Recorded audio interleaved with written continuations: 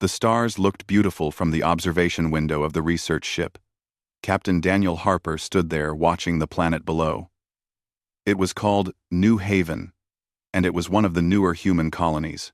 The planet had blue oceans and green forests that reminded him of Earth. His daughter Claire was down there somewhere, on a school trip with other children from different colonies. Daniel smiled thinking about Claire. She was 15 years old and loved science just like him. She had begged him for months to let her join the student exchange program. It was a special program where children from different human worlds came together to learn about space, alien life, and other cultures. The program had been running safely for 800 years. Nothing bad had ever happened to any student. Dr. Lisa Monroe walked up to Daniel. She was the ship's chief science officer and his good friend. She carried a datapad in her hands and looked happy. "The planet looks amazing," she said. "The machines that clean the air have done wonderful work. In another 100 years, this place will be perfect for humans." Daniel nodded. "Claire told me she wants to study planets like this when she grows up. She wants to make new worlds safe for people to live on." Lisa smiled. "My nephew wants to join next year's program.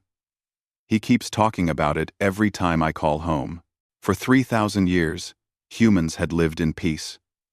There had been no wars, no fighting, no conflicts between colonies. The old stories of war seemed like fairy tales to most people. Children learned about them in history class, but they could not imagine such violence really happening.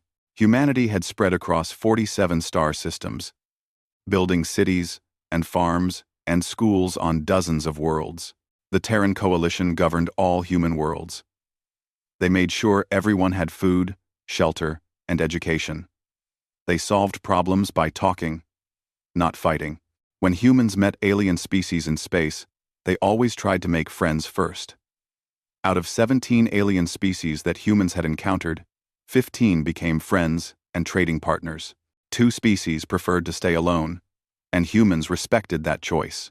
Then, the Zothran arrived 3 months ago. Their ships were sleek and beautiful, dropping out of faster-than-light travel at the edge of human space. Ambassador Helen Foster led the first contact meetings. She was patient and kind, as always. The Zothran seemed friendly enough. They looked like reptiles but walked on 2 legs like humans. Their technology was advanced, maybe even better than human technology in some ways. The Zothran said they wanted to trade goods and share knowledge. They talked about cultural exchange and learning from each other. They smiled and said they came in peace. Everyone believed them.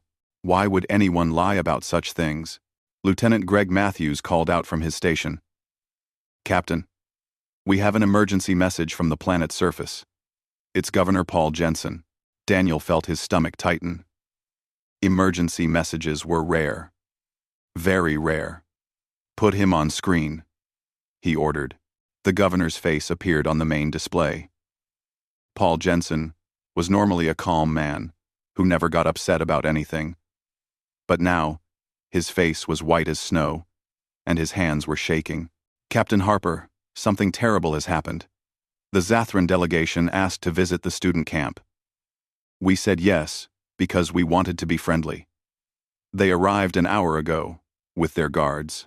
The governor stopped talking. His voice was breaking. Daniel felt cold fear creeping up his spine. "What happened?" he asked, though part of him already knew the answer would be bad. "They took the children," Paul said. "All 42 of them. They had weapons we didn't see before. They stunned our security people and carried the children onto their ships. They're demanding that we give them 3 of our outer colonies as payment to get the children back." The bridge went completely silent. Everyone stopped working and stared at the screen. Lisa dropped her datapad. The sound of it hitting the floor seemed very loud. Daniel felt something break inside him. Not break like glass shatters, but break like ice melts. For 3,000 years, humanity had been peaceful and gentle. They had forgotten the old ways, the hard ways, the violent ways of their ancestors. But those ways were not truly gone. They had only been sleeping. "Where are the Zothran ships now?" Daniel asked. His voice sounded different. Colder. Harder. They're in orbit on the other side of the planet. Captain, our defense ships are spread across the whole system. Even if we could get permission to attack them, it would take hours to gather enough ships. And the children are on those ships. If we attack, the children might die. You'll have permission soon, Daniel said. I promise you that. Matthews, contact Fleet Command. Use priority alpha encryption. This is a crisis situation. Yes, sir. Right away. Daniel turned to Lisa. She had picked up her datapad and was already working. I need to know everything about Zathran ships. How strong are their shields? What weapons do they have? How fast can they fly? Everything. I'm already pulling up all the data we collected during first contact, Lisa replied. Her hands were steady now. Her eyes were focused and sharp. Daniel looked back at the peaceful planet below. Just a few hours ago, children had been playing down there, learning, making friends. His daughter had been safe and happy. Now she was a prisoner on an alien ship, probably scared and confused. The Zathran had made a terrible mistake. They had studied humanity's recent history and seen 3,000 years of peace. They saw a civilization that always talked before fighting, that always looked for compromise, that always chose the gentle path. They thought humans were weak because they were kind. They forgot to study what came before those 3,000 years. They forgot that peace is not the same as weakness. They forgot that humans chose to be peaceful. And choices can always change. Sir, I have Admiral Christine Baker on the secure channel, Matthews announced. The Admiral's face appeared on screen. She was an older woman, with gray hair and sharp eyes. Daniel could see that she already knew what had happened. Her expression was cold and angry. I've received the first reports, Captain Harper. The Security Council is meeting right now to discuss our response. Admiral, we don't have time for long discussions. Every minute those children are on that ship is a minute they're in danger. My daughter is down there. The vote in the Terran Security Council took only 6 minutes. 27 representatives from 27 worlds all voted the same way. Yes to war. Yes to rescuing the children. Yes to showing the Zathran what happened when someone threatened humanity's young ones. These were leaders who had spent their whole lives building peace and friendship. Now they spoke with one voice for war. The fastest part of the meeting was choosing who would lead the military response. Admiral Christine Baker said she would do it herself. She looked at each council member and dared them to argue with her. Nobody did. Nobody wanted to. Captain Daniel Harper watched everything happen from his ship. Within 3 hours, the response began.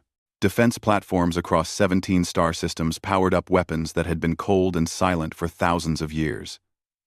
Shipyards that normally built passenger ships and science vessels started making warships instead. Workers who had spent their lives building peaceful things now built weapons of war. And from deep storage facilities across human space, they woke up the old fleet. The ancient warships that everyone thought were just museum pieces kept in orbit as reminders of the past. They were wrong. The ships had been maintained carefully, tested regularly, kept ready for a day everyone hoped would never come. Lieutenant Greg Matthews stared at his sensor display with wide eyes. Commander Nathan Price stood behind him. Nathan was older and had served in the military longer than most people on the ship. Just in Case had finally arrived after 3,000 years. The TDS Vengeance came out of its storage facility first. It was a Dreadnought-class warship from the final years of the last great human war. The ship was 2 kilometers long and covered with weapons. Nobody had fired those weapons in anger for 3,000 years. But they still worked perfectly. Behind Vengeance came her sister ships, Retribution, Fury, and Reckoning. Their names came from a violent time that most people wanted to forget. Fleet Command is sending new orders, Matthews reported. All military ships must go to New Haven immediately. They're also taking civilian ships and putting weapons on them. Taking civilian ships? Daniel asked. Yes, sir. They're putting weapons on cargo ships, passenger ships, even rich people's private yachts. Anything that can fly and has a strong enough hull for combat. Lisa Monroe looked up from her workstation. We're a research ship. We study planets and stars. We're not made for fighting. We're a human ship, Daniel corrected her. And my daughter is on that Zathran vessel. Matthews, tell command. We're joining the fleet. Across all of human space, the same scene played out on every world. Factory workers who had made farming equipment and air recyclers now assembled weapons and ammunition. Engineers who had designed better solar panels and water purifiers now calculated how to blow up enemy ships. Scientists who had studied peaceful things now pulled up old files about warfare. 3,000 years of peace had not meant 3,000 years of forgetting. Human scientists had kept studying war in secret. They had designed new weapons on computers. They had tested battle tactics in virtual reality. They had maintained all the knowledge of how to fight and kill while praying they would never need to use it. Now they would use everything they had learned. The Zathran had given them a reason. On the surface of New Haven, Governor Paul Jensen organized the evacuation. He moved all non-essential people out of the capital city. Not because they expected the Zathran to attack the planet. The aliens were still in orbit, probably feeling safe because they had hostages. The evacuation was to make room for what was coming. Soldiers. Thousands and thousands of soldiers. They arrived in dropships that fell from orbit like meteors. The Terran Marine Corps had maintained training facilities even during the long peace. Marines rotated through combat exercises that everyone assumed were just tradition and ceremony. They had practiced for wars that everyone said would never happen. They were wrong. The wars could happen. And now one had. Colonel Sarah Hughes stepped off the first transport ship onto New Haven's soil. She wore full combat armor for the first time in a real deployment. Not just an exercise. Her great-grandfather had been a Marine. Her great-great-great-grandmother before that. For 3,000 years, her family had served in what was basically a ceremonial job, honored for tradition more than need. Now, she stood ready for actual combat. Colonel, we have 3,700 Marines on the ground with more arriving every hour, reported Major Lucas Grant. Command says we should prepare for an orbital assault. An orbital assault against ships holding 42 children, Sarah said quietly. One wrong shot and we kill our own people. Yes, ma'am. That's why Command is bringing in the specialists. Sarah nodded. The specialists were teams trained in hostage rescue. They practiced fighting in tight spaces and zero gravity. For 3,000 years, they had trained for scenarios that everyone called paranoid and unnecessary. Now those scenarios were becoming reality. Above the planet, the Zathran ships stayed in position. They had sent one more message to the humans. Release 3 colonies to us, within 72 hours, or the children will be hurt. They seemed confident in their position. They had not yet realized that human ships were gathering in the system. Admiral Christine Baker stood on the bridge of the newly awakened TDS Vengeance. She looked at the tactical display, showing the positions of all ships in the system. 47 human vessels were already there, with more arriving every hour. The Zathran had 11 ships total. Their vessels have good weapons, reported Commander Ryan Foster, her tactical officer. Their shields are as strong as our newer ships. Their weapons technology might even be better than ours, in some ways. But, Christine asked, hearing something unspoken in his voice, but they're not built specifically for war. They're exploration ships and trading ships that someone put big guns on. Our old dreadnoughts were built from the beginning for only one purpose: war. He did not need to say the word out loud. Do we know which ship has the children? Christine asked. Yes, ma'am. The lead vessel. They call it Pride of Zathros. Our sensors detect 42 human life signs on that ship, along with about 200 Zathran crew members. Christine studied the display. She ran through scenarios in her mind. A direct attack might kill the hostages. A long siege would take too much time. The Zothran had already refused to negotiate properly. That left only one option: an unconventional approach. "Get me Captain Daniel Harper on the horizon's edge," she ordered. Daniel's face appeared on the communication screen a moment later. "Admiral. Captain, your ship has the most advanced sensors in the fleet. Research-grade equipment, correct?" "Yes, ma'am. We can scan a planet's surface down to centimeter resolution." "Why do you need to know?" "Because I need you to scan the interior of a ship with the same precision. I need to know exactly where those children are being held. I need to know the layout of every corridor, every room, every obstacle. Can your equipment do that?" Daniel glanced at someone off-screen, probably Dr. Monroe. When he looked back, his face showed determination. "We'll need to get very close to the Zothran ship. Very close. They'll definitely detect us approaching." "Let them detect you," Christine said. "In fact, I want them watching your research ship come closer. While they're focused on you, they won't notice the marine insertion teams launching from the horizon's edge drifted toward the Zothran vessels slowly and carefully. To anyone watching, it looked like a small civilian ship trying to get closer for negotiations. The ship had weak weapons and weak shields. It looked harmless and desperate. The Zothran saw exactly what they expected to see: a scared research vessel coming to beg for the children's lives. What they did not see were the 4 marine assault shuttles that had launched from the dark side of New Haven. These shuttles were painted with special coating that made them nearly invisible to sensors. Their engines ran so cold that they looked like floating space debris. They drifted silently through the darkness toward the Zothran fleet. Captain Daniel Harper kept his attention on the tactical display while Dr. Lisa Monroe worked her magic with the ship's powerful sensors. "I'm getting good penetration through their hull," she reported. "Their ships aren't designed to block this type of high-frequency scan. I'm mapping the interior now." 2. "How long until they figure out what we're really doing?" asked Lieutenant Greg Matthews nervously. "They already know we're scanning them," Daniel replied. "Look at their weapons powering up. They think we're trying to find where the children are so we can target everywhere else on the ship. Let them think that." "Lisa, what do you have?" "Almost done. I've located the children. They're in a cargo bay near the middle of the ship. Smart placement by the Zothran. It's the most protected section of the vessel. Wait. I'm picking up more life signs. Guards. At least 20 Zothran soldiers in the same bay with the children." Daniel's jaw clenched tight. His daughter, Claire, was in that cargo bay right now, surrounded by armed aliens who had already proven they would hurt children to get what they wanted. "Send all the data to Colonel Hughes immediately. Everything we have. Every detail."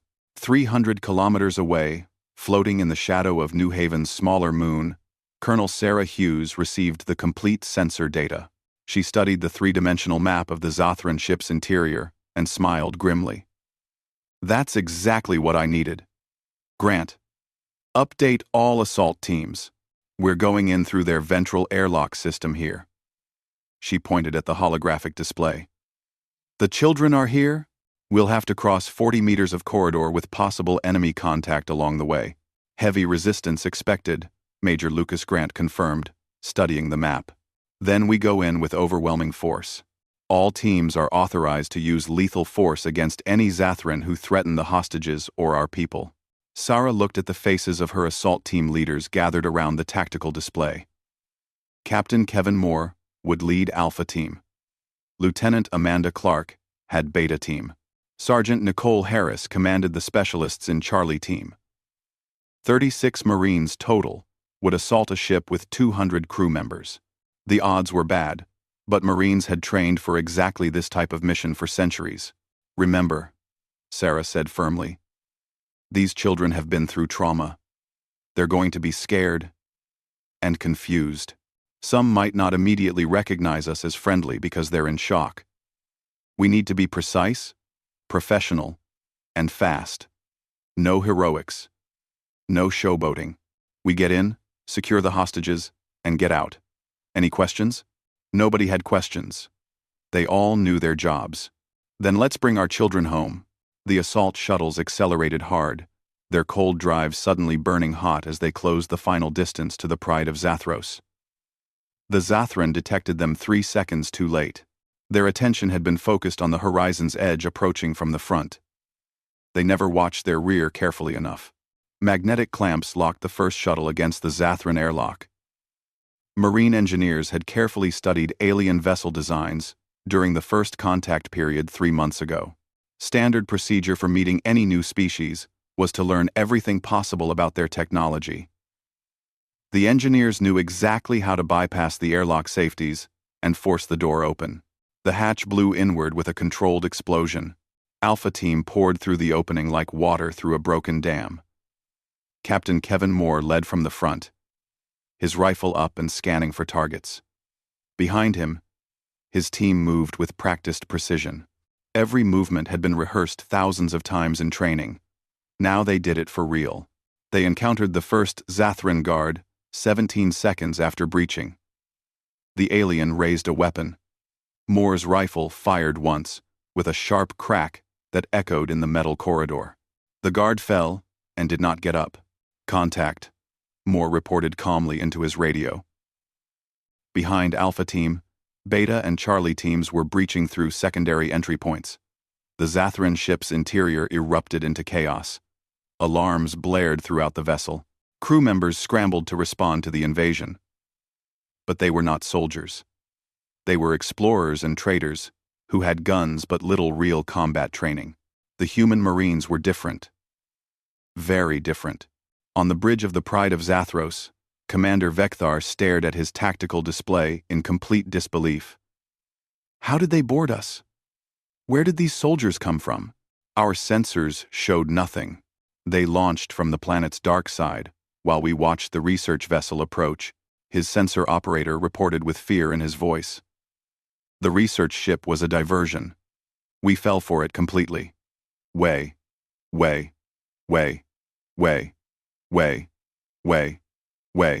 Alert all security teams immediately, Vekthar hissed. Activate the final protocols. Commander, the final protocols include harming the hostages. Are you certain? If we cannot keep the hostages, then they have no value to us anymore. Activate the protocols now. 2. In the cargo bay where 42 human children huddled together in fear and confusion, 15-year-old Claire Harper noticed a change in the Zathran guards' behavior. For hours, they had been watchful but relatively calm. Now they were agitated and talking rapidly to each other in their clicking, hissing language that sounded angry. One of the guards pulled out a device that looked like some kind of trigger or switch. Claire's scientific mind recognized it might be a dead man switch, connected to something dangerous. They're going to kill us, whispered Jake Peterson, a 12-year-old boy from the Mars colonies. He had been crying on and off since the kidnapping. Now, his voice shook with fresh terror. Claire squeezed his hand tight. No, she said, trying to sound confident even though she was terrified inside. My father will come. The fleet will come. They won't abandon us. Humans don't leave their children behind. Even as she spoke those words, she heard something that made her heart leap with hope. A sound like distant thunder, growing closer and louder. Weapons fire. Explosions. Combat. Someone was fighting their way toward them. The cargo bay door exploded inward in a shower of sparks and twisted metal. What came through that opening looked like ancient warriors from Earth's mythology. Armored figures moving with deadly grace and purpose. Their weapons tracked and fired with mechanical precision. The Zathran guards barely had time to raise their own weapons before the Marines cut them down. The guard holding the dead man's switch tried to activate it. Sergeant Nicole Harris shot the device out of his hand with incredible accuracy, then put 2 more rounds into his chest. The other guards fell within seconds. It was not a battle. It was an execution, carried out with professional efficiency. Secure the hostages, Colonel Sarah Hughes ordered as she entered behind the assault teams. Medical personnel forward. Check every child for injuries. Claire found herself suddenly surrounded by a Marine who was doing a quick check for wounds. You're okay, kid. You're safe now. We're getting you out of here. Can you walk? Are you real? Claire asked, still not quite believing what was happening. Is this really happening? Or am I dreaming? The Marine pulled off her helmet. Her name tag read Harris. She smiled warmly. Yeah, we're real. See, we're real. Your dad is waiting for you up on his ship. Now come on. We need to move fast. Stay close to me. The extraction went much faster than the insertion. With the hostages secured and the immediate guards neutralized, the Marines formed a protective corridor from the cargo bay back to their assault shuttles. Some children could walk on their own. Others were too scared or too weak and had to be carried. Every single one of them was terrified but alive, and mostly unharmed. On the horizon's edge, Daniel Harper watched his tactical display as the Marine shuttles detached from the Zathran ship. His hands gripped the edge of his console so hard his knuckles turned white. They did it, he breathed in amazement. Lisa, they actually did it. High Admiral Threkin of the Zathran fleet stood on his flagship's bridge and watched the human assault shuttles return to their fleet. His claws clicked nervously against his command console. The reports from the Pride of Zathros painted a clear picture. 37 of his soldiers were dead. The hostages had been recovered in less than 20 minutes. Not a single human casualty. These were not the peaceful diplomats his intelligence officers had promised him. These were warriors wearing the skin of scientists and traitors. Open a communication channel to the human fleet, Threkin ordered, trying to keep his voice steady. We will negotiate a ceasefire and discuss terms. His communications officer worked the controls quickly, then looked up with worry in his eyes. High Admiral, they are receiving our signals, but they are not responding at all. What do you mean they're not responding? I mean our messages are reaching their ships, but they are ignoring us completely. They are not even acknowledging our hails. They are simply advancing toward us. Threkin looked at his tactical display with growing dread. The human fleet had been scattered across the system when this crisis began. Ships had arrived individually over the past several hours. Now they had formed into a battle formation that spoke of centuries of tactical knowledge and experience. At the center were the ancient dreadnoughts. Massive, crude-looking ships by modern standards, but radiating lethal intent from every weapon port. Around them, newer vessels formed defensive screens and support positions. Spreading out in a wide envelopment pattern were dozens of smaller ships. Many were clearly civilian vessels that had been hastily armed with whatever weapons the humans could mount on them. This was not just a military fleet. This was a statement of intent. How many ships do they have now? Threkin asked quietly, dreading the answer. 73 human vessels confirmed, High Admiral. More are arriving every hour from other star systems. We have 11 combat-capable ships total. They could have sent just 3 or 4 ships to rescue those children with a small boarding party. Why bring an entire fleet? Why mobilize their whole military? Nobody on the bridge had an answer, but Threkin understood the truth. This was not about the children anymore. The rescue was complete. This was about sending a message to the Zathran and to every other species watching. A message that said, do not test humanity's patience. Do not mistake their kindness for weakness. Charge all weapons systems, Threkin ordered, his voice hollow. Prepare defensive formations and ready all. High Admiral, the humans are hailing us now. Admiral Christine Baker's face appeared on the main screen. Behind her, Threkin could see the bridge of one of those ancient human warships. All harsh angles, military efficiency, and cold purpose. No decoration. No comfort. Just weapons and the people who operated them. High Admiral Threkin, Christine said, and her voice carried no warmth, no diplomacy, no room for negotiation. You have one opportunity to avoid complete destruction. You will immediately transfer command codes for all Zathran vessels to my flagship.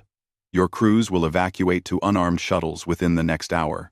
Your ships will be seized as prizes of war and payment for your crimes. You dare make such demands? Threkin began, his pride flaring up despite his fear. We are a sovereign. I dare. Christine cut him off sharply. You took our children. You threatened their lives. You used them as bargaining tools. You declared war on humanity the moment you laid your hands on them. Now, you will face the full consequences of that decision. Surrender your vessels immediately, or we will destroy every single ship in your fleet. You have 5 minutes to decide. Not 1 second more. The screen went dark, leaving Threkin staring at his own reflection. He looked at his senior officers gathered around him. We still have more crew members than they have Marines. Our weapons technology is equal or superior to theirs in several categories. We have shields that can withstand significant punishment. We could fight them, and possibly... High Admiral, please look at this analysis, his tactical officer interrupted. Such an interruption would normally result in punishment, but these were not normal circumstances. The display showed a detailed breakdown of the human dreadnought, Vengeance. Our computers have been analyzing their ancient vessels carefully. These ships are not just heavily armed. They are purpose-built for one single function: destroying other ships as efficiently as possible. Every system, every design choice, every piece of technology is optimized purely for combat and nothing else. Their newer vessels try to balance multiple roles like exploration, transport, and defense. But these old ships... He paused, clearly struggling with the implications of what he was saying. These are vessels built by a species that understood warfare at a level we have never experienced in our entire history, and they kept these ships maintained and ready for 3,000 years. They never forgot how to fight. They just chose not to. Threkin felt a chill run down his spine. How many of these ancient warships do they have available? 4 in this system right now. Our intelligence suggests they have at least 40 more in storage facilities across their territory, all maintained and ready to deploy. High Admiral, I strongly recommend immediate surrender. We cannot win this fight. We can only die in it. Pride fought against survival instinct inside Threkin's mind. He had commanded fleets for 40 years of his life. He had negotiated with 7 different alien species, always from a position of strength and superiority. The Zothran Empire was powerful, respected, and feared across their entire region of space. But looking at the human fleet formation, at the cold precision of their positioning, at the weapons that had been sleeping for thousands of years, but were now very much awake, Threkin finally understood something fundamental and terrifying. The humans had not been peaceful because they were weak or incapable of violence. They had been peaceful because they were strong enough to choose peace over war. They had the power to destroy, but chose not to use it, and his people had forced them to make a different choice. Open a communication channel to the human fleet, Threkin said quietly, his pride broken and his spirit defeated. Transmit our unconditional surrender. The next 3 hours demonstrated human military efficiency at a level that frightened every Zothran who witnessed it. The alien crews evacuated to unarmed shuttles under the watchful eyes of human Marines in full combat armor. The 11 Zothran vessels were boarded by human teams who moved with practiced precision. Command systems were seized. Weapons were disabled. Engines were locked down. Not a single additional shot was fired. The Zothran had seen what happened when humans needed to fight. None of them wanted to see what would happen if the humans truly wanted to kill. On the horizon's edge, Captain Daniel Harper finally held his daughter Claire in his arms. Medical teams had checked all the rescued children for injuries. Physically, most were fine. A few bruises and scratches. Psychologically, the damage would take much longer to heal. The fear and trauma of being kidnapped would stay with them for years. I knew you would come, Claire said quietly against his chest. Even when they said we would die if humanity didn't give them what they wanted, I knew you wouldn't abandon us. Never, Daniel promised. holding her tighter. "We will always come for our children. All of them. Every single one. That is what it means to be human. We protect our young above everything else." Dr. Lisa Monroe approached carefully, not wanting to interrupt but needing to deliver information. "Captain, Admiral Baker is requesting all senior officers for a command briefing in 2 hours. Also, the children have asked if they can watch something." "Watch what?" Daniel asked, confused. "The trial. It's being broadcast across the entire fleet.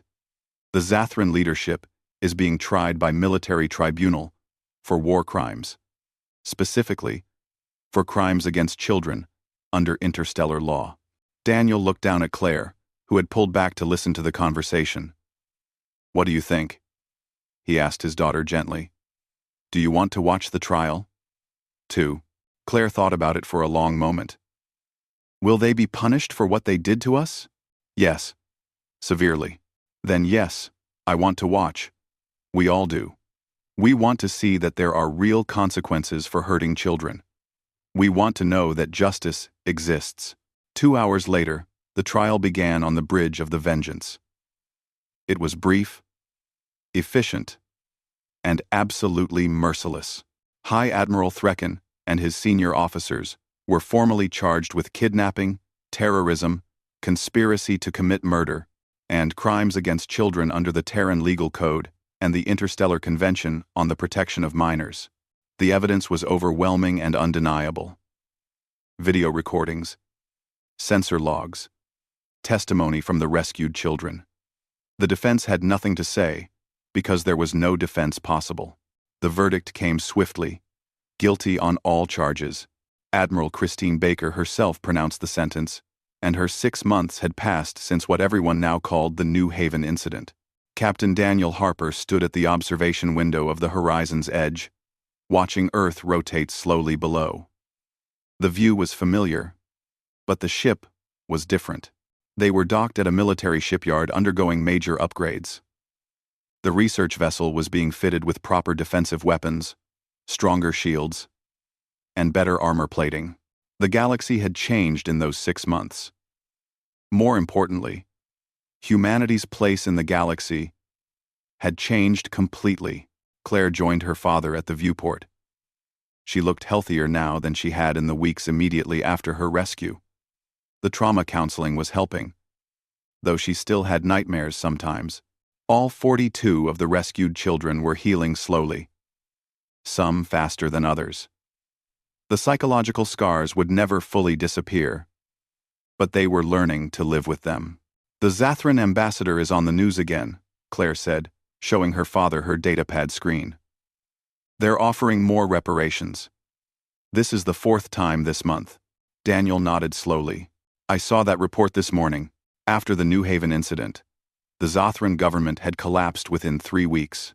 The revelation that a faction within their military had tried to extort humanity, combined with the brutal efficiency of the human military response, had sent shockwaves through their entire civilization. Their old government fell apart in chaos and recriminations. The new government that replaced it was desperate to avoid any further conflict with humanity. They had been offering increasingly generous reparations and apologies ever since taking power. But the reparations and apologies were not what changed the galaxy. Something much bigger had shifted in how other species viewed humanity. 17 alien civilizations had watched humanity's response to the kidnapping very carefully. They had seen a peaceful civilization transform into a military superpower in a matter of hours. They had witnessed ancient weapon systems wake up from 3,000 years of sleep and function perfectly. They had heard Admiral Baker's warning broadcast across subspace communications to every spacefaring species within 100 light-years. More importantly, they had done the mathematics. If humanity had maintained this level of military capability secretly for 3,000 years, while appearing peaceful and harmless, what else were they capable of? What other weapon systems slept in their archives and storage facilities? What other military protocols waited in their classified databases? What would humanity do if someone pushed them even harder than the Zathran had? The answer terrified most species who thought about it carefully. Dad, Claire said quietly, drawing his attention back to the present moment. Was it wrong? What we did to the Zathran people? We destroyed their government. We took their ships. We killed their soldiers. Daniel considered the question carefully. It was something he had asked himself many times over the past 6 months. We saved you and the other children. We did what we had to do to bring you home safely. But we killed people. Zathran soldiers who were probably just following orders. Yes, we did. And you don't feel bad about that? Daniel looked at his daughter, this brave young woman who was trying to understand the moral complexity of what had happened.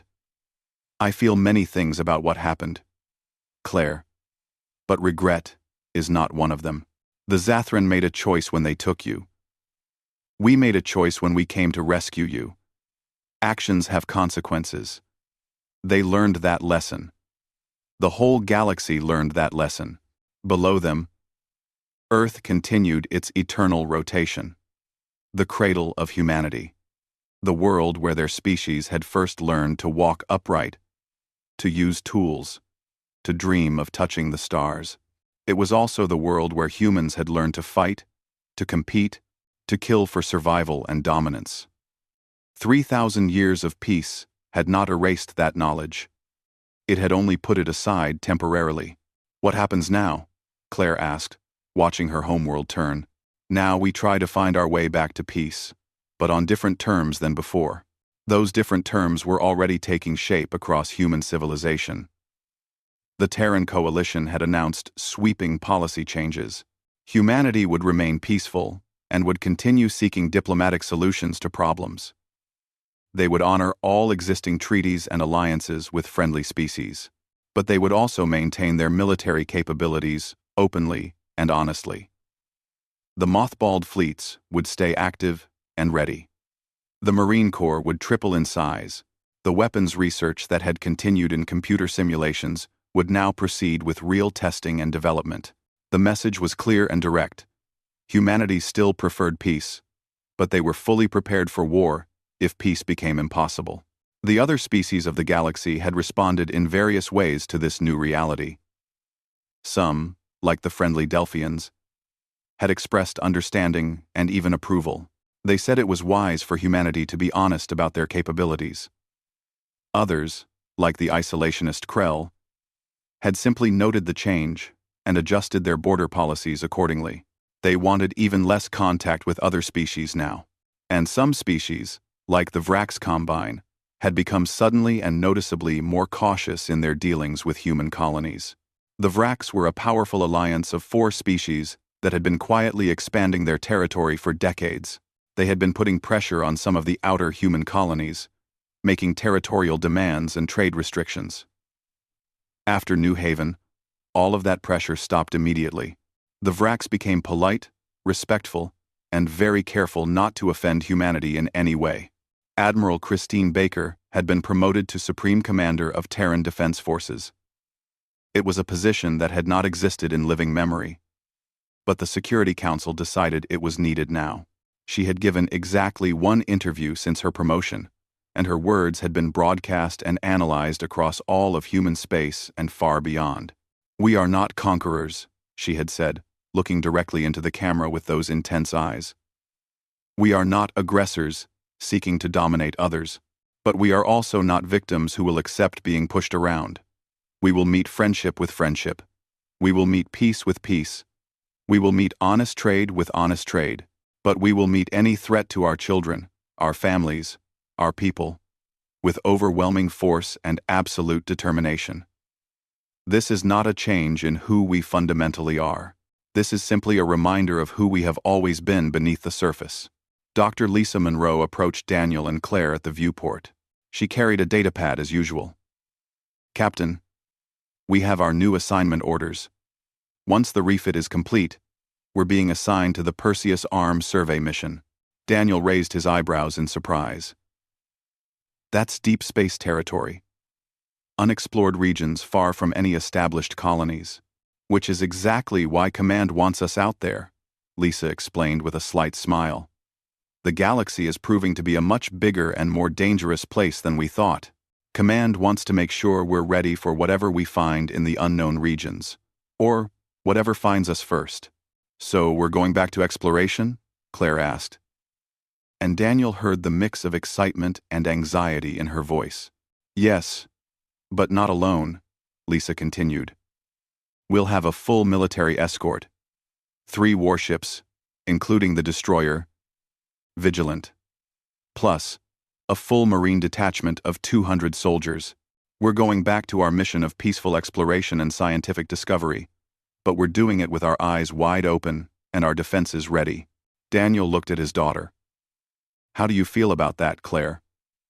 About going back out into deep space, after everything that happened? Claire was quiet for a long moment. Daniel saw the shadow cross her face as she remembered the fear and helplessness of being held captive on the Zathran ship.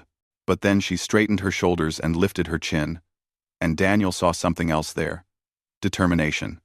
Resilience. The same strength that had allowed humanity to survive and thrive for millions of years despite everything the universe threw at them. I'm scared, Claire admitted honestly. But I'm not going to let what happened make me afraid of the stars. Forever. That would be letting them win. That would be letting fear control my life. Besides, someone needs to study those unexplored planets. Might as well be us. That's my daughter, Daniel said proudly. In the months that followed their conversation, the Perseus Arms Survey mission would discover 3 new alien species.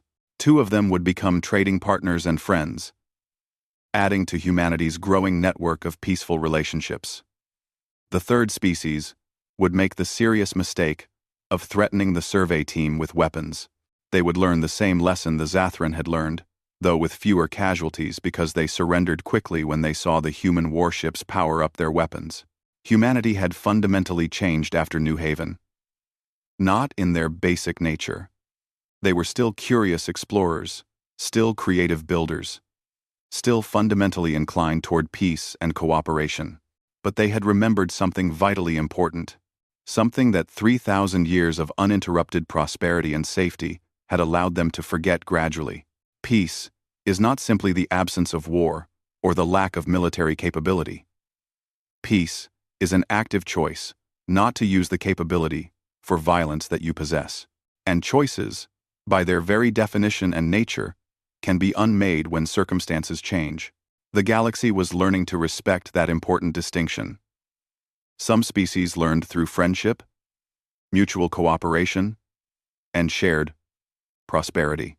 Others, like the Zathran, learned the hard way through direct confrontation and defeat. But eventually, all of them learned the lesson. As the Horizon's Edge completed its extensive refit and prepared to venture once more into the unknown reaches of space, Captain Daniel Harper stood on his bridge and thought about the 42 children who had been rescued from those Zathran ships 6 months ago.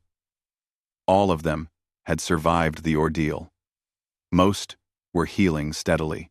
Some, like his brave daughter Claire, were even eager to return to space exploration despite their traumatic experience. They were resilient because humanity as a whole was resilient. They were brave because humans had learned over millions of years that sometimes bravery was the only path forward. They were hopeful about the future because humanity, despite everything, still believed deeply in the possibility of a better tomorrow. Captain, Lieutenant Greg Matthews called from his station at the helm. We have final clearance for departure from Earth orbit. Course is laid in for the Perseus Arm, as ordered. Take us out, Lieutenant.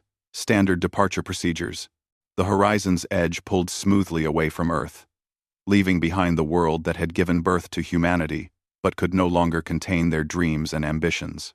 Ahead lay the infinite mystery the news of what happened at New Haven, spread across the galaxy faster than any ship could travel. Subspace communications carried the story to every spacefaring civilization within 200 light-years. Some species heard it as a news report. Others received it as an official diplomatic warning. Afron. 1. Afron. Afron. All of them understood the fundamental message beneath the words. On the Delphian homeworld, High Counselor Meridax watched the recordings of the human military response with deep fascination. The Delphians had been friends with humanity for almost 500 years. They had always seen humans as gentle scientists and clever traders. Now, Meridax watched human marines storm a ship with lethal efficiency, and he felt he was seeing his friends clearly for the first time. "They never told us they had such capabilities," said Junior Counselor Theron, standing beside Meridax in the council chamber. "Would you have told them about our defensive systems if they had not asked?" Meridax replied thoughtfully.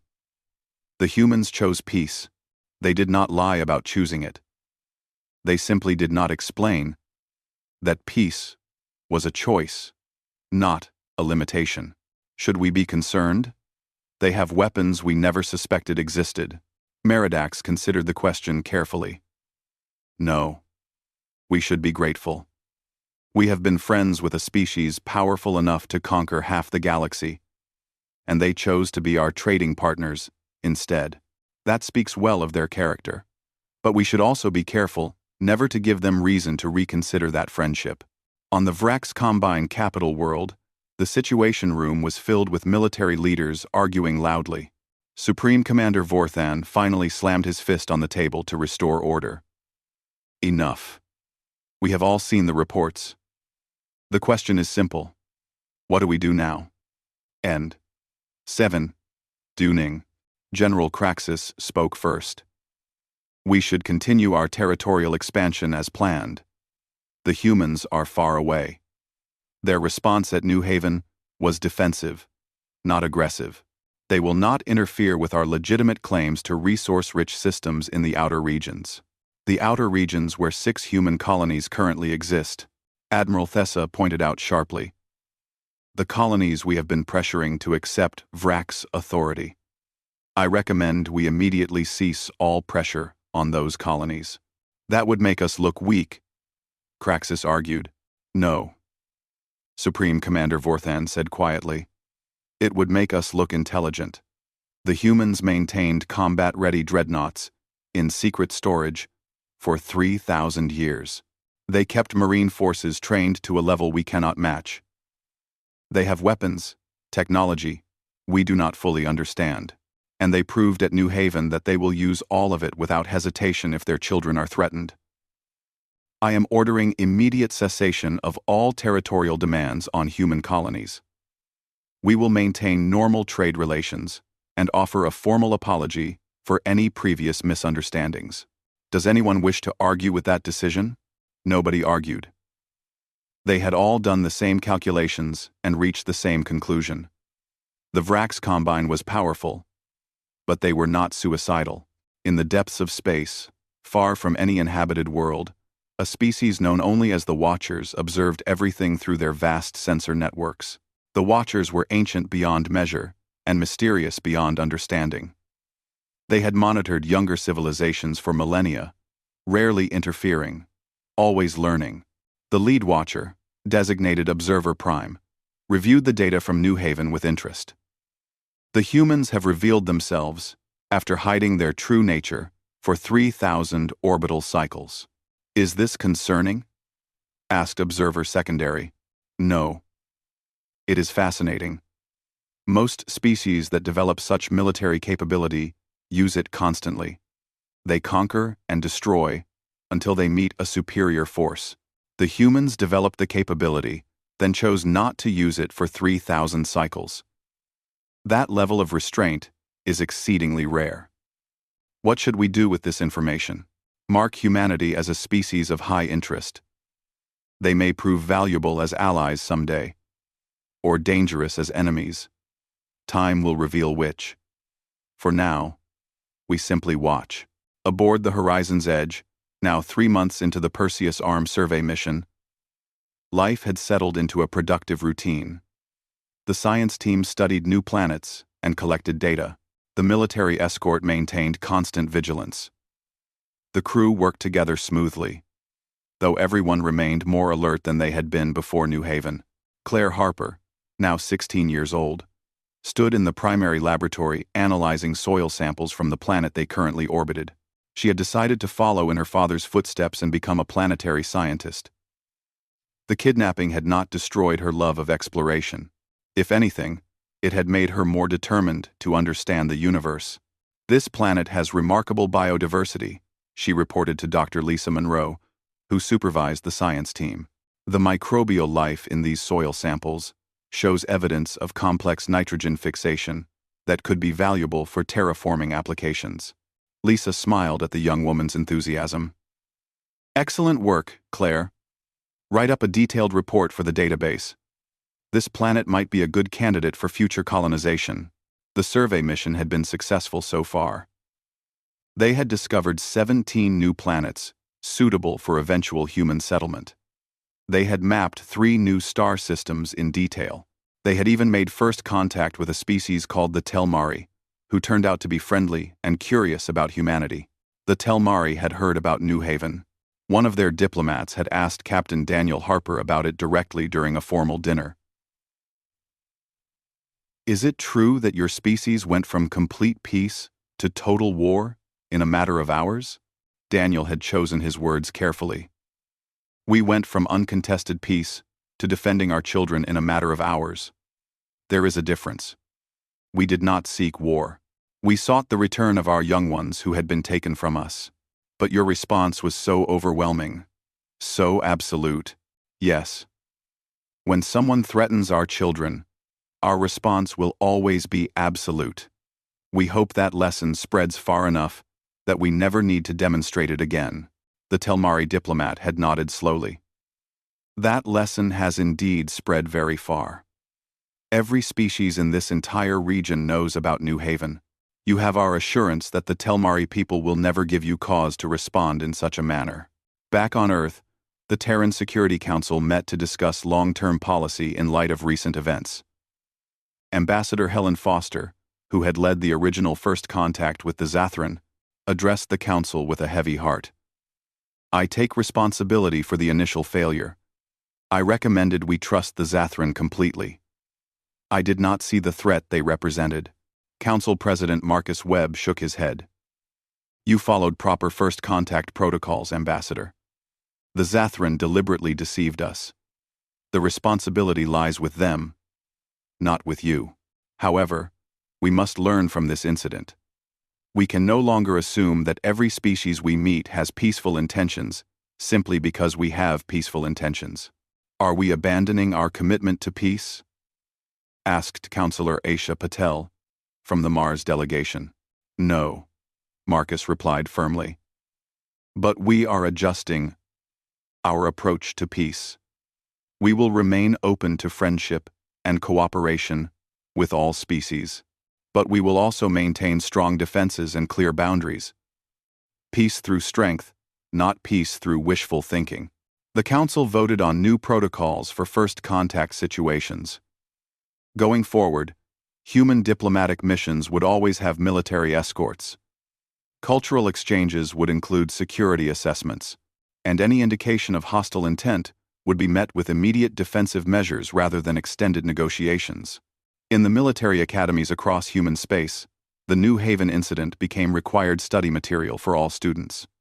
Future officers analyzed every decision, every tactical movement, every communication. They studied what went right and what could have gone wrong. The rescue operation became the gold standard for hostage situations and boarding actions. Colonel Sarah Hughes, who had led the Marine assault teams during the rescue, found herself promoted to general and placed in charge of special operations training. She built an entire curriculum around the lessons learned at New Haven. Speed, precision, and overwhelming force at the critical moment, she told her students. Those are the keys to successful hostage rescue. We trained for 3,000 years for a mission just like that one. When the moment came, we were ready. That's why all 42 children came home alive. One of her students raised a hand. "General, do you think we'll need to conduct similar operations in the future?" Sarah considered the question honestly. "I hope not. The purpose of demonstrating our capability so decisively was to prevent future incidents. But hope is not a strategy. We train as if tomorrow brings another crisis, so that when crisis comes, we are ready to respond." Admiral Christine Baker, now Supreme Commander, had transformed the Terran Defense Forces into a modern military organization that balanced readiness with restraint. She implemented new training programs, upgraded equipment, and expanded recruitment. But she also emphasized rules of engagement, proportional response, and protection of civilians. "We are not becoming a military dictatorship," she told her senior officers at a command conference. "We are a civilization that has remembered we need the capability to defend ourselves. There is a profound difference. We serve the people, not rule them. We protect the peace, not enforce conformity. Never forget that distinction." The officer corps absorbed that lesson. The new military was professional, capable, and firmly under civilian control. Exactly what a democracy needed. 15 months after New Haven, the Zathran government requested a formal meeting with human diplomatic representatives. Ambassador Helen Foster agreed to attend, though this time she brought a security detail of 20 Marines and met on a neutral space station rather than Zathran territory. The new Zathran ambassador, a female named Thesara, approached the meeting with obvious nervousness.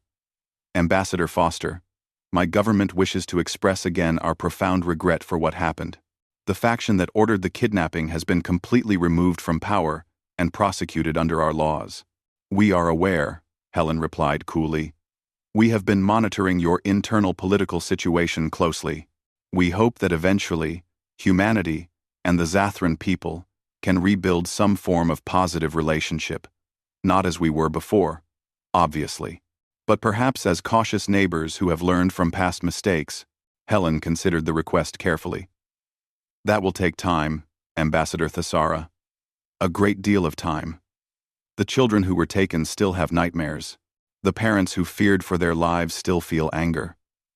Trust, once broken so severely, cannot be quickly repaired. We understand. We are prepared to wait however long necessary. We are also prepared to continue paying reparations and to accept whatever monitoring or restrictions humanity deems appropriate. Then we will begin with small steps. Limited trade in non-essential goods. Cultural exchanges on neutral ground with heavy security. Scientific cooperation in areas of mutual interest. But know this, Ambassador. If any Zathran ever threatens another human child, the response will make New Haven look gentle by comparison." Thesara bowed her head in acceptance. "That warning has been communicated throughout our entire civilization. It will not happen again." On the horizon's edge, Captain Daniel Harper received a personal message from Admiral Baker. He read it privately in his quarters, then called Claire to join him. "The Admiral wants to know if you're willing to give a speech," he told his daughter. "A speech? About what?" "About your experience at New Haven. About being taken captive and rescued. She thinks it would be powerful if the other species in the galaxy heard directly from one of the children who was taken. It would put a face to what happened." Claire felt her stomach tighten with anxiety. "I don't know if I can do that, Dad. Talking about it publicly, knowing millions of people would hear it. I told the Admiral you might feel that way. She said the choice is entirely yours. No pressure. But she also said that your voice might help prevent similar incidents in the future. If other species truly understand what you went through, they might think twice before threatening human children." Claire thought about Jake Peterson, the 12-year-old boy who had cried throughout their captivity. She thought about the other children who still struggled with nightmares and anxiety. She thought about future children who might face similar dangers. "I'll do it," she said quietly. "If it helps protect other children, I'll do it." 2 weeks later, Claire Harper stood before a camera on a diplomatic channel broadcast across subspace to hundreds of species. She wore simple clothes and spoke simply, without dramatic emphasis or emotional manipulation. She just told the truth about what happened. "My name is Claire Harper. I'm 16 years old. 15 months ago, I was kidnapped by Zathran soldiers, along with 41 other children. We thought we were going to die. We were terrified and helpless. Then human Marines came and rescued us. Every single one of us survived. But we still carry the fear from those hours. Some of us can't sleep well. Some of us are afraid to leave our homes. The Zathran took our sense of safety away. She looked directly into the camera, and her next words carried across the galaxy. I'm telling you this, not to make you feel sorry for us. I'm telling you this so you understand what happens when someone threatens human children. You bring down the full force of humanity's protection. My father came for me. The Marines came for us. The fleet came for us. That's what it means to be human. We protect our young above everything else. Remember that. Please. Remember it so this never happens to anyone else. The speech was played billions of times across hundreds of worlds. It became one of the most important moments in modern interstellar diplomacy, not because it threatened anyone, but because it explained humanity's actions in deeply personal terms that every parent in every species could understand. Protect the children. That was the universal law humanity had enforced at New Haven. Every civilization understood that law, even if they hadn't expected such overwhelming enforcement. The Horizon's Edge continued its exploration mission for another 2 years, discovering wonders and making new friends across the Perseus Arm. When they finally returned to Earth orbit, they brought back enough scientific data to keep researchers busy for a decade. More importantly, they had shown that humanity could return to peaceful exploration while maintaining the strength to defend themselves if necessary. Captain Daniel Harper retired from active service after that mission. He had served humanity well for 25 years. Now he wanted to spend time with his daughter and teach at the academy. Claire enrolled in university to study planetary science, carrying forward her love of exploration into a new generation. The galaxy had changed. Humanity had changed. But the fundamental truth remained constant. Peace was still the goal, friendship was still the preference, and cooperation was still the ideal. The difference was that now everyone understood the full weight of humanity's commitment to those ideals. And beneath that commitment lay a simple warning, proven at New Haven and remembered across the stars: touch our children and face the consequences. That warning had been heard. The lesson had been learned, and humanity sailed on through the cosmos. Peaceful but prepared, gentle but strong, hoping for the best while ready for the worst. 3,000 years of peace had been shattered for a few terrible hours, then carefully rebuilt on a stronger foundation. The new peace was not naive innocence. It was informed wisdom, and it would endure precisely because everyone now understood the true cost of breaking it. The cosmos, full of potential friends and potential enemies, wonders to discover, and dangers to face. Humanity was ready for all of it now. 3,000 years of peace had ended not with a massive battle or a great war, but with the quiet, determined rescue of 42 kidnapped children. In the process of that rescue, humanity had relearned an ancient truth that their ancestors had known well. The most effective way to maintain lasting peace is to be so formidably strong that no one dares threaten it. Words would be remembered and quoted for centuries across human space and beyond. You will be transported to a maximum security Terran detention facility where you will remain imprisoned for the rest of your natural lives. Your government will be billed for all costs associated with your incarceration. Your vessels are forfeit to humanity as payment for damages and reparations. A formal message will be sent to your homeworld and shared with every spacefaring species in this entire region of the galaxy.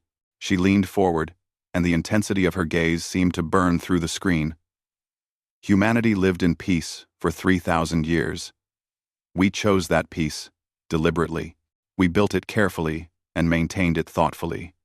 We treasured it deeply. But that peace was never surrender.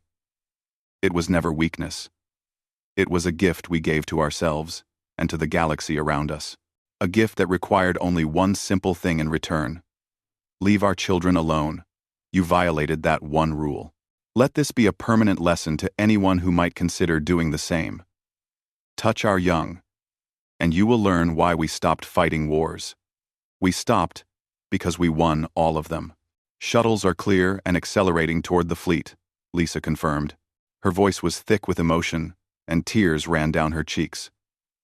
All 42 hostages accounted for. 0 casualties among our people. Matthews, get me Admiral Baker immediately. Christine's face appeared on screen within seconds. I'm watching it happen, Captain. Outstanding work by your sensor team. The Marines performed flawlessly. Oh, the children are safe, Admiral. What happens now? Christine's expression turned cold and hard as steel. Now? Now the Zathran learn the consequences of their actions. Dark side of the planet. Understanding showed in Daniel's eyes. You're going to board their ships. We're going to take our children back, Captain. And then we're going to teach the Zathran why humanity's 3,000 years of peace was a gift. A gift they should have treasured and protected. The plan was set. The pieces were moving into position. The Zathran thought they held all the power because they had hostages. They were about to learn a hard lesson.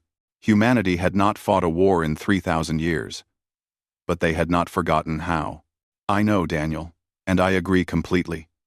The Council will vote, but I'm not waiting for them. I'm activating Protocol Crimson Dawn right now. Everyone on the bridge froze. Protocol Crimson Dawn was ancient, from 3,000 years ago. It was the Total War Protocol. It meant that humanity would use every weapon, every ship, every soldier to destroy an enemy completely. It had not been used since the last great war of the old times.